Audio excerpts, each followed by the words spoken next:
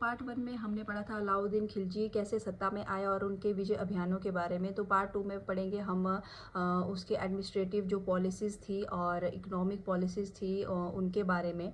तो सबसे पहले जो उसने महत्वपूर्ण निर्माण करवाए थे वो थे अलाई दरवाज़ा, अलाई मीनार, हौज़ खास, हज़ार सुतुल महल और जमात खाना मस्जिद। ऐसे महत्वपूर्ण निर्माण उसने करवाए थे और उसे Sikandar Sahni the second Alexander भी कहा जाता था।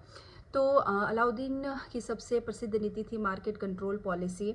तो इस पॉलिसी की विशेष बात ये थी कि उसने जो ज़रूरी वस्तुएं हैं उनका जो मूल्य था वो बिल्कुल कम रखा था, ताकि सैनिकों को कम वेतन देने के बावजूद उनका जीवन बिल्कुल स्मूथली चले और उन्हें कोई शिकायत ना रहे। तो इसी उद्देश्य से उसने सभी चीज़ों के जो प्राइस है वो राज्य द्वारा निर्धारित किए थे।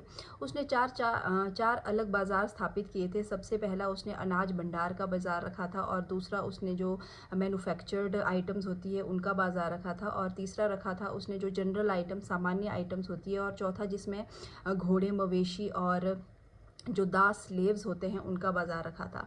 तो इन बाज़ारों को नियंत्रित करने के लिए एक स्पेशल ऑफिसर रखे जाते थे, जिन्हें शाहना ए मंडी कहा जाता था। और जो भी दुकानदार जो भी रूल रेगुलेशन बनाए हैं उनको फॉलो नहीं करता था तो उसे बहुत कठोर दंड दिया जाता था। तो भ्रष्टाचार को रोकने के लिए उसने चेहरा और दाग प्रणाली बनाई थी। चेहरा मतलब जिसमें जो सैनिकों का जो हुलिया होता है उसे दर्ज किया जाता था, और दाग जिसमें घोड़ों पे जो है सरकारी स्टैंप लगाई जाती थी, ताकि नकली घोड़ों का लेन देन ना हो। तो अलाउद्दीन खिलजी एक सबसे पहला सुल्तान था जिसके पास एक परमानेंट आर्मी थी।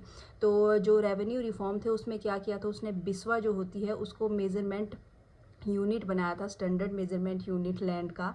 और जो किसानों से आधा जो कर वसूला जाता था उसे भूमि कर कहा जाता था, और एक होता था घरी कर ही बोलते थे, यस घरी को कर को बोलते थे, मकान कर, और जो चराई होता था वो पशु चराई के लिए कर लिया जाता था।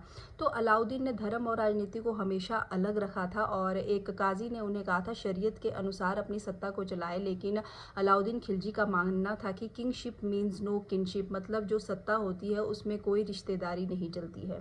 ठीक है। अलाउद्दीन अनपढ़ था, लेकिन उसके दरबार में बहुत से विद्वान भी थे, अमीर खुसरो और मीर हसन देलवी जैसे।